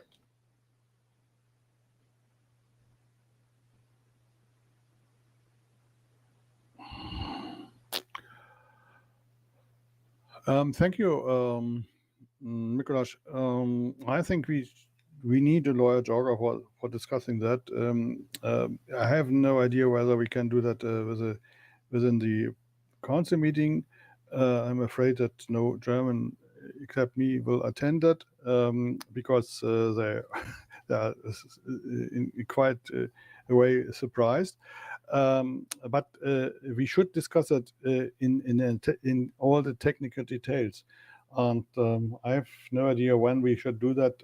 Maybe it's too long for a council meeting, but I would appreciate very much that we think over that problem and if it's good or not. Yes, that will be very helpful. Especially, please do check on the German electoral law as it stays now, because what I've had discussed with Patrick, according to German law, or that was part Patrick's explanation. Maybe we need to check on that, because I'm not really sure how it works in practice. But according to the German law, allegedly you are not allowed to form a common candidate list. I mean, one of the possible solutions we could go is to try to set a common candidate list with other political parties. Maybe. I'm not saying it's the best solution. I'm not sure whether it should be a party from a particular member state or maybe a pan-European party. I'm pretty sure that we are not the only ones who are heading towards this mess. For example, party called Volt have the same issue. and they just have not that many votes as we had in the last election. So they are much deeper in the troubles. But I'm not sure whether we can form sort of like a pan-European coalition with them, or whether we can make some sort of like alliances in order to get over the threshold. But I'm pretty sure that as this is possible thread on the table, and we have effectively like 1.5 years to resolve it, to create the coalition or the alliances, we should start discussing that. So that's why I'm putting that on the table. And yeah, every vote counts. So now we are really in that mess that really like votes provided to pirates in France can actually save a seat in Germany. That's how ridiculous situation it is. Just for you to understand where we are. Yeah, but it makes sense that if we invite Patrick to that discussion, because he has a special view on that problem, and it makes no sense that we do that discussion only on ourselves. Maybe we can invite Patrick to a special meeting for that, because I see that's really a problem. We have also the problem with the threshold in Germany. You know about that, and yeah, let's see what we can do, that we have good ideas to hack the system, right? True. We need to have that discussed with Patrick, and I believe there will be some solutions, because at least there has to be a solution which works for CDU, CSU. I mean, like the conservatives will definitely not sacrifice their Bavarian branch just for the sake of European whatsoever. So that there has to be some solution, and we need to find a solution hand in hand, both for Germany but also for Europe. And at the end of the day, we will have to have a discussion about how do we approach the issue of transnationalists, because we have so far never ever prepared a candidate list that would be composed from pirates from different countries, and we will have to find a solution which is, let's say, fair and give, let's say, rightful opportunities to everybody. And that is also going to be an interesting discussion. Okay, if there are no further comments on that, I'm just announcing I would like to bring it on the agenda of the council meeting, to give the council members, let's say, the opportunity to provide their insight how to move forward on the issue. And I would close this point and thank you for this meeting, and hope to see you next time. Just a moment, we have AOB. Sorry. So AOB. Yes, I won't repeat my report, but for recording, maybe. Yeah, but I have 2 points in that report you didn't mention prior. We had two meetings with Latvia and MKKP Hungary, and maybe it's a good idea that you give one sentence to that meetings. Yeah, maybe more. Yeah, because it relates also to previous topics. So the discussion with the Latvian party was wonderful. I mean, the people seems to be educated, well organized, nice to us. Unfortunately, the discussion started by clear disclaimer. They submitted an application for membership to the European Green Party already in the December. But they are definitely very much interested in cooperating with us on the digital issues, despite that fact. So I think we have friends we can talk to, but they seems to be Greens. I mean, like that they expected to be approved by the European Green Party as members in the specific council meeting or whatever they have. It's not council. some sort of a committee, which should take place in Vilnius. So that's the one. And we also had a meeting with Hungarian party European Charta, which was also very nice. However, the party itself is just a group of like 5 activists who are operating in one of the, let's say, municipalities in Hungary, which is of course interesting. However, I think the right way how to manage that, and what was kind of like outcome of that meeting, was that we need to work closer with the MKKP party, whose representative was unfortunately not present to the meeting, but we should work together in order to find a way or find a broader platform where we could cooperate for Hungary, and I believe that sort of like makes sense. But this is very much a situation where we need to kind of like rely on the experience of our Hungarian friends, because as mentioned in the previous counting of the votes, we had some 870,000 all over Europe, and just like checking on their results from the national elections or the European election, I guess they are likely to earn some 100,000, maybe 150,000 votes in the European election 2024. So they definitely make a significant contribution to our common effort, should that be needed. So I think we need to talk with them about like how to organize stuff in Hungary, and rely on their experience. Hunzo? Okay, can you hear me, or is it really bad? I can hear you.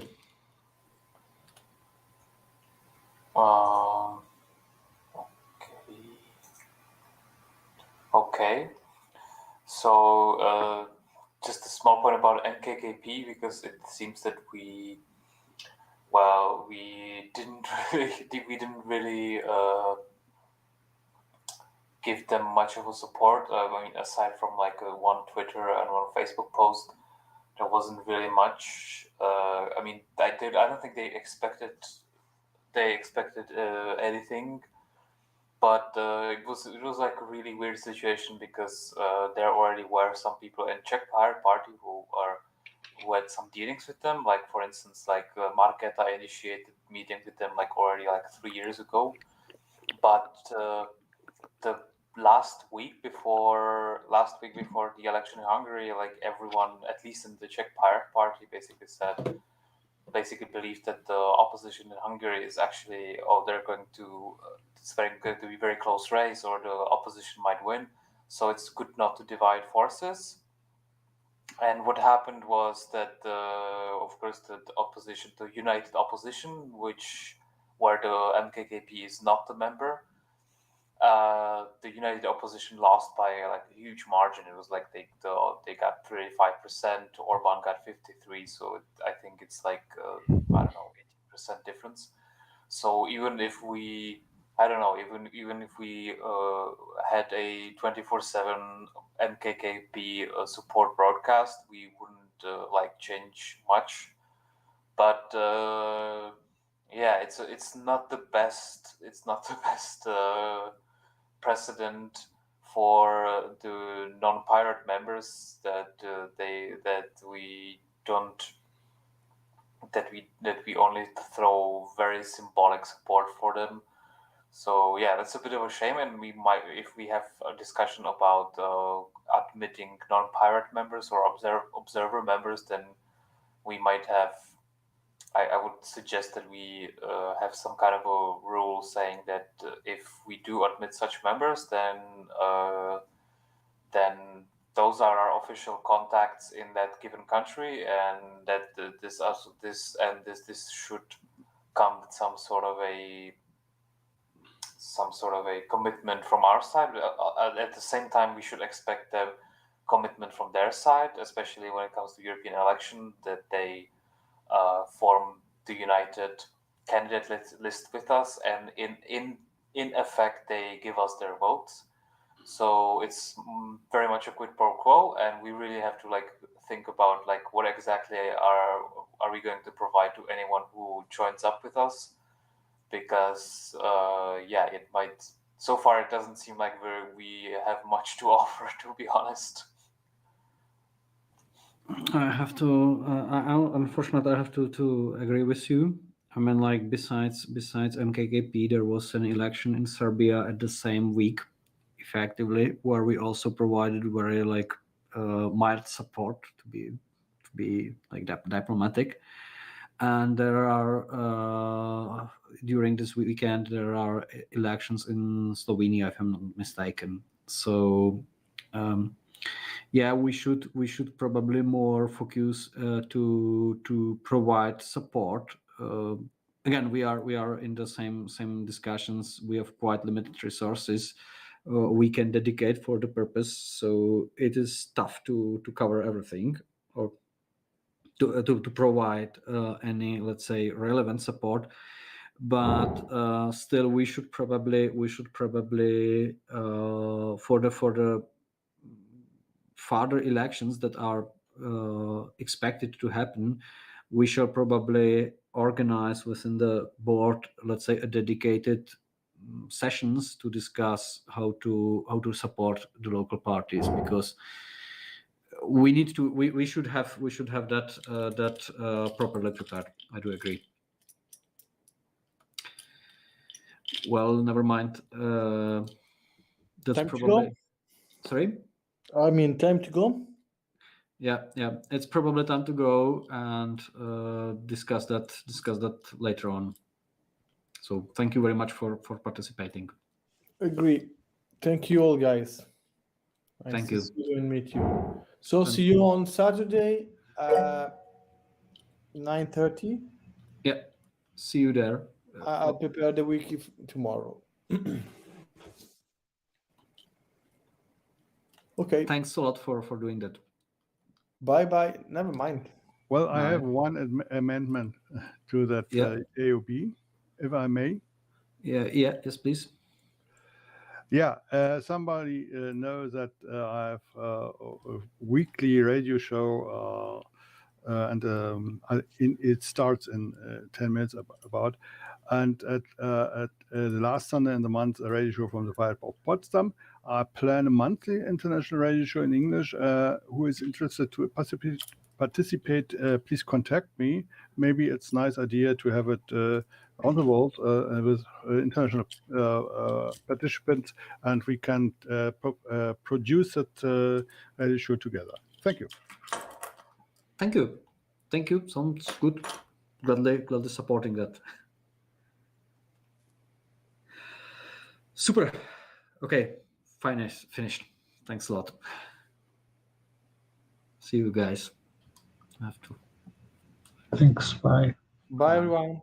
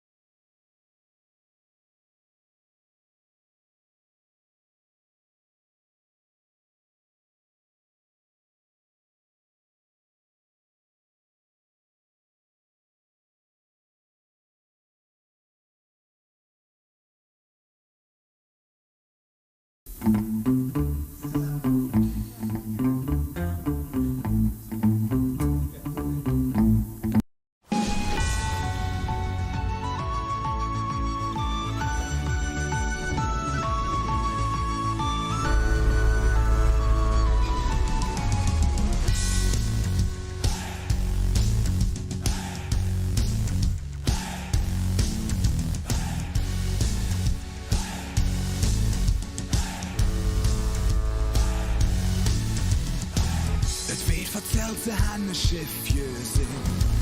Der Kütt von Zündorf in de Staaten. An der Südbrücke is et alt vorbei. Man hört nur Lache und Geschrei. 11 schwarze Seelen, wies ohne Ruht. Und in der andere kölsches Blut. Leben Herr J. Stonn und Spey. Man komme auch bei euch vorbei. Pirate, wild und frei. Dreh mal Kölle ahoi. Rette sich weg an Malaya. An Pirate, wild und frei. Dreh mal Kölle ahoi. Und der Dudelkopf auf unserer Fahrt hätt den Rudepappner sein. Hey yo, hey yo, hey yo, hey yo.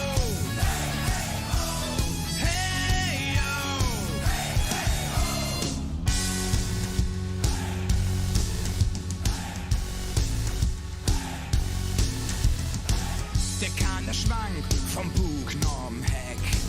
Der Mannschaft fährt mit Captain Jack. Der Petermann an Deck gerollt. Das sind 10 Liter flüssig Jolt. Der Narr ist jung, gut alle ran.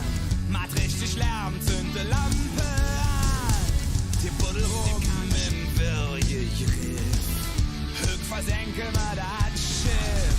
Pirate, wild und frei. Dreh mal Kölle ahoi. Rette sich weg an Malaya. An Pirate, wild und frei. Dreh mal Kölle ahoi. Und der Dudelkopf auf unserer Fahrt hätt den Rudepappner sein. Hey yo, hey yo, hey yo, hey yo. Wer weiß, wie lang die Kette brennt. Mal tanzen im Klabauter, oh Mann. Und liebe mir auch einmal auf mehr Atem. Wir sind noch ewig Pirate, wild und frei. Dreh mal Kölle ahoi. Rette sich, wer kann